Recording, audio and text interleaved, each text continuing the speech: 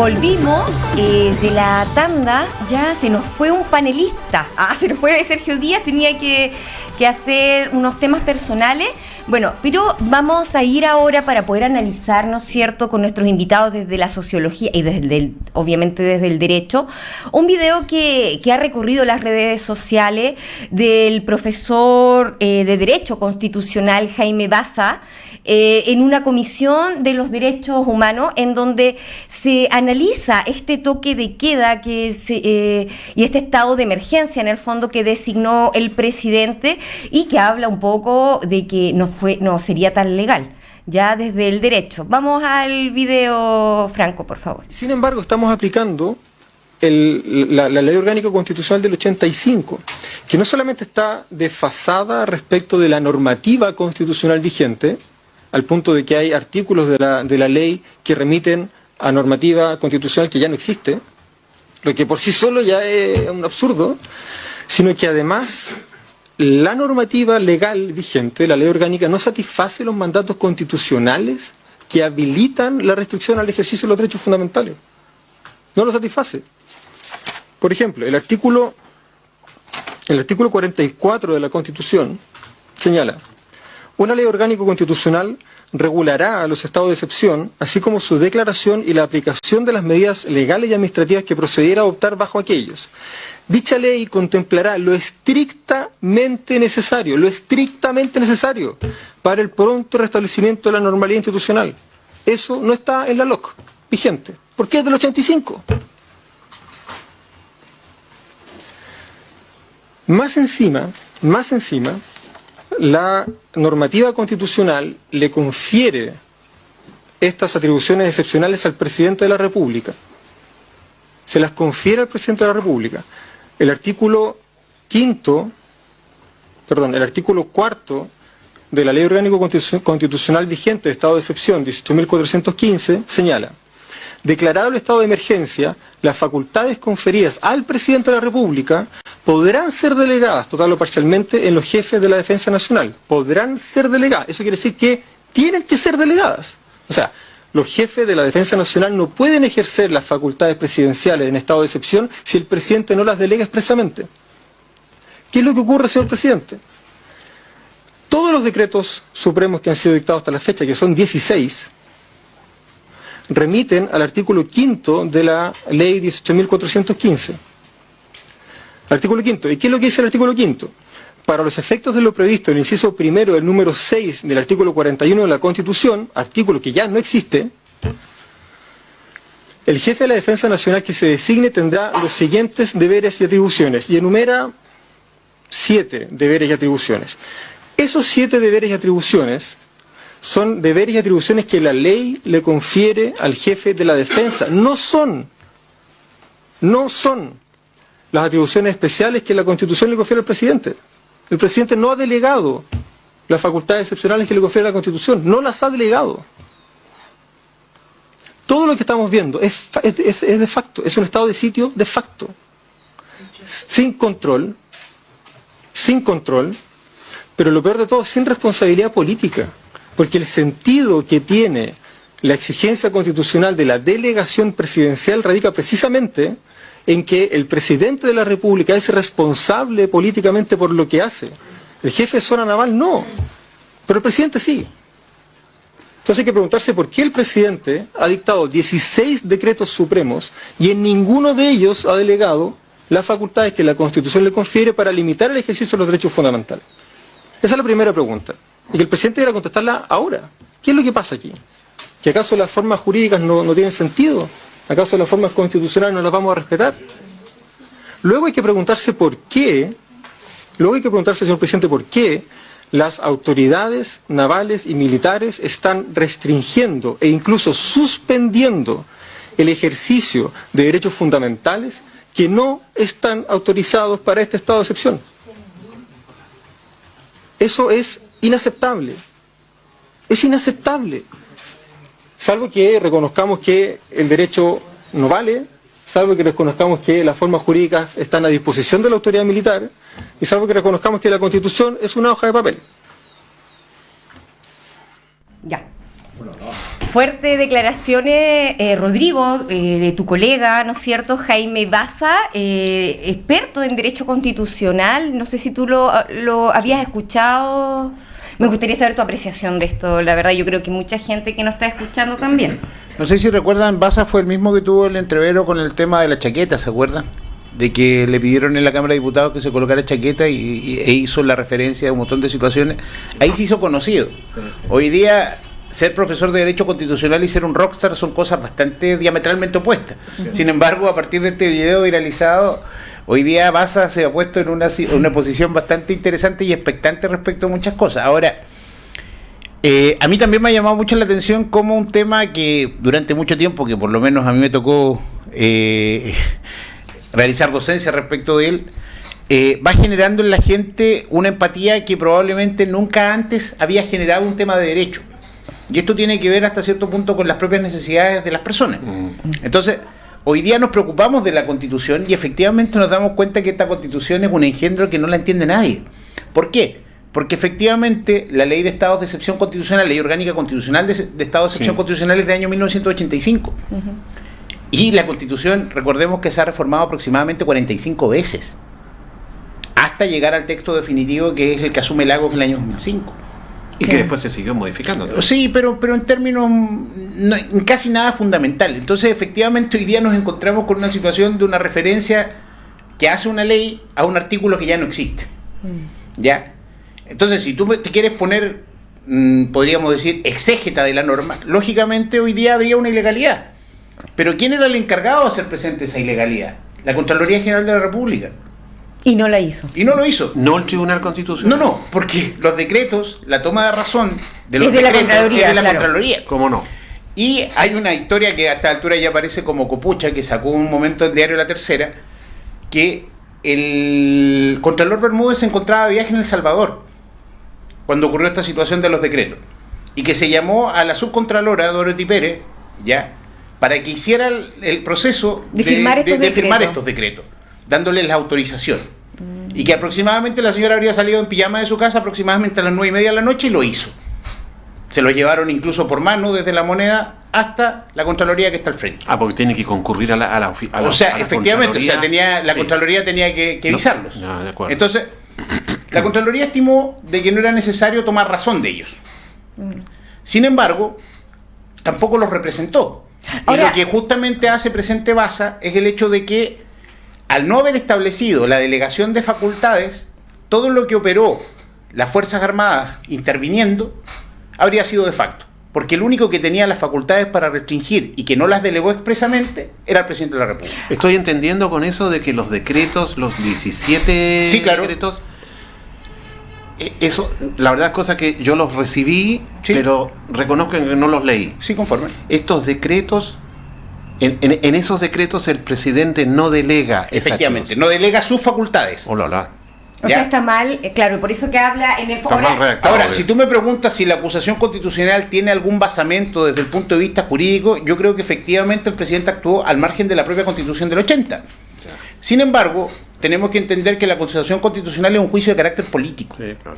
Por lo tanto, hoy día ya ciertos partidos han dicho que no están las condiciones y ellos no lo van a aprobar. Pero ahora, a mí me hace mucho sentido esta expresión que tiene el abogado Baza cuando habla de que habríamos estado, en este caso, porque es el periodo en que duró el estado de emergencia, él lo define como un estado de sitio de facto. Claro. De facto. Sí. ¿Ah?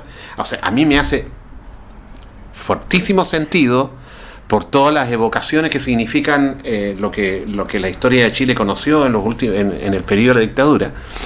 Y por lo tanto, esto es más grave de lo que a lo mejor nosotros mismos estamos entendiendo. O sea, de hecho, a mí me llamó la atención igual de lo que dijo, porque este video es más largo, no sé, se cortó. 17, 20 minutos. Sí. Pero dentro de lo que él igual señala, dentro de este video, era lo ilegal que estaba haciendo Carabineros, ¿no es cierto? Y la fuerza militar, cuando en toques de queda, que por lo menos acá en la región no pasó, pero sí en otras regiones del país, se llevaban preso a la persona, ¿no es cierto?, sí, por incurrir en el toque de queda Y él decía que no debería llevarse preso, sino que es una falta, y hacer una falta es una multa. Juzgado policía local, no sé, ahí el abogado... No. A ver, lo que pasa es que ahí hay que ordenar un poco algunas cosas. A ver, lo que tenía que hacer el funcionario de las Fuerzas Armadas, no el de orden y seguridad, era ponerlo a disposición de carabineros o o de la PDI, para que en definitiva ellos lo pusieran a disposición de un juez de garantía, y el juez de garantía analizara o no la legalidad o ilegalidad de las detenciones. Ya. Sin tener presente la situación del estado de sitio. Sí. O sea, perdón, del estado de emergencia. Entonces, yo, por ejemplo, me tocó estar el día lunes en el juzgado de garantía y me sorprendió mucho que el juez que en ese momento resolvió señaló que las detenciones eran legales. A los chicos que habían detenido el día domingo. ¿Cómo no? Ya. Pero, en definitiva, la imputación que le hizo al Ministerio Público a estos muchachos era la de una falta.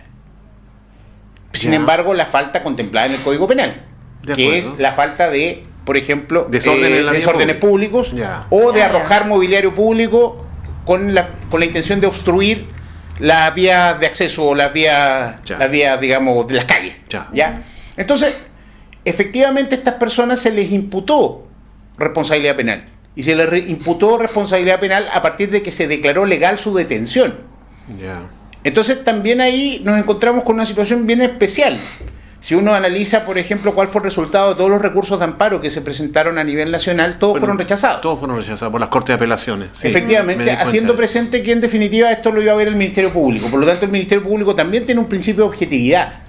Y él está obligado a determinar si la persona es, entre comillas, culpable o inocente a partir de los antecedentes que logra llegar al proceso. Entonces, el razonamiento que tuvo el día lunes el juez de garantía acá fue: ellos estaban en el lugar de los hechos, por lo tanto yo puedo presumir que estaban haciendo desórdenes. Y eso realmente, honestamente, me parecía una tremenda falta de consecuencia con lo mismo que los mismos jueces habían planteado, de que ellos en este momento estaban disponibles a defender los derechos humanos de las personas. ¿Ya?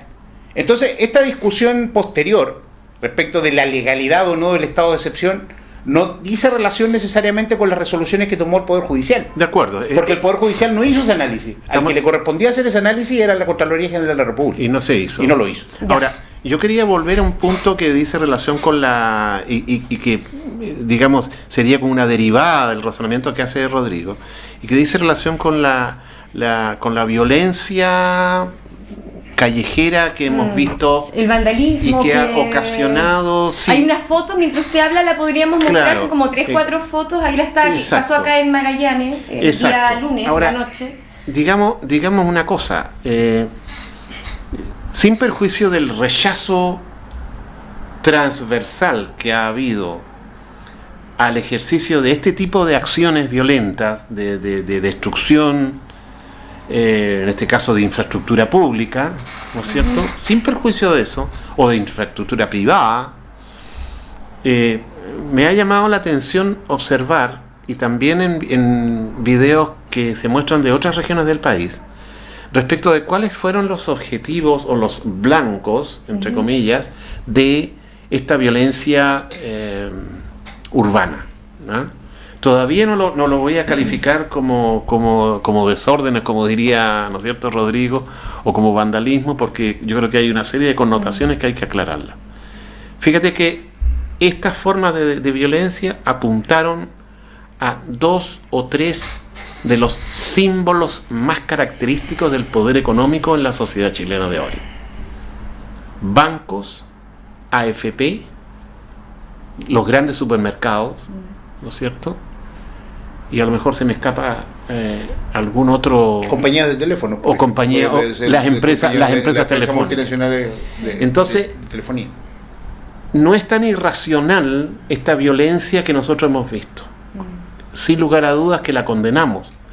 Pero necesitamos entender lo que eso está diciéndonos como sociedad.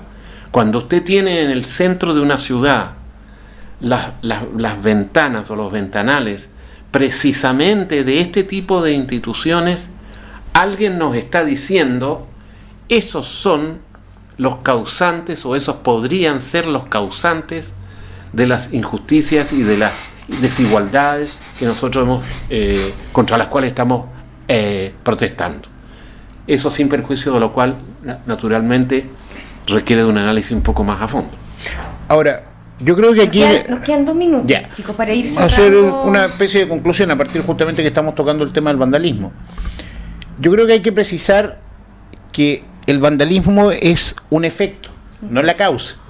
¿Ya? La causa del problema esto tiene que ver con muchas cosas. Delante hacías la broma respecto al tema de llamarse Sebastián. Si uno analiza a Sebastián Dávalos y a Sebastián Piñera, parece que los Sebastianes han marcado los últimos 8 años del país, de alguna forma. Sin embargo, e independiente de esa circunstancia, o independiente de llamarse Sebastián, hoy día te das cuenta de que efectivamente se atacan ciertos objetivos y de alguna manera también la pyme se ve afectada. Sí. Y esto también hay que decirlo. La pyme hoy día entrega el 80% del trabajo que existe en Chile. La gran empresa en Chile, de alguna manera, esto lo logra resolver. Los bancos tienen asegurado todas sus cosas, así que no te quepa la menor duda que el banco no es un problema. Lo mismo que los supermercados. Efectivamente, asegurado. Por eso, entonces también es necesario hacer presente de que por efecto colateral las pymes también han sufrido, sobre todo en Santiago. Acá en Punta Arenas han habido hechos bastante interesantes que han sido pymes que están instaladas al lado de un local que se destruye, pero no ha sido tampoco la intención de romper la pyme. Es muy puntual, es muy puntual. Claro, o sea, por ejemplo, vi la tienda que está al lado de Claro, que es una pyme que se dedica a la venta de accesorios celulares y que fue afectada justamente. Hay otra que estaba al lado de una FP.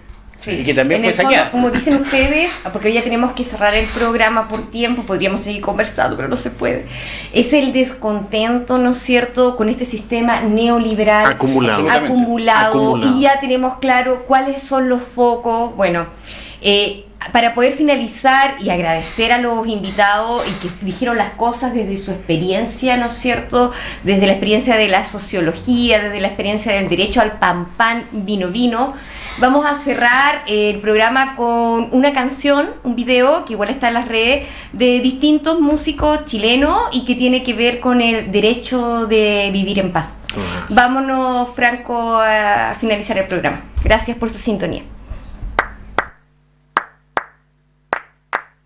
El derecho de vivir sin miedo en nuestro país, en conciencia y unidad, con toda la humanidad. Ningún cañón borrará el surco de la hermandad, el derecho de vivir en paz, con respeto y libertad, un nuevo pacto social, dignidad y educación, que no haya desigualdad. La lucha es una explosión que funde todo el clamor, el derecho de vivir en paz.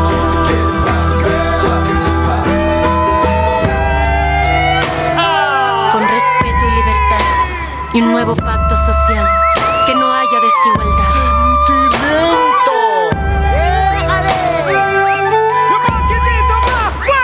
Los estudiantes no lo dejarán dormir si usted no los deja soñar.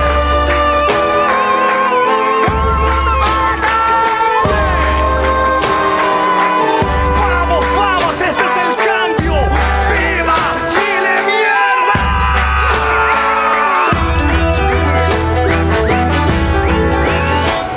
Es la paz nuestra canción, es fuego de puro amor, es palomar,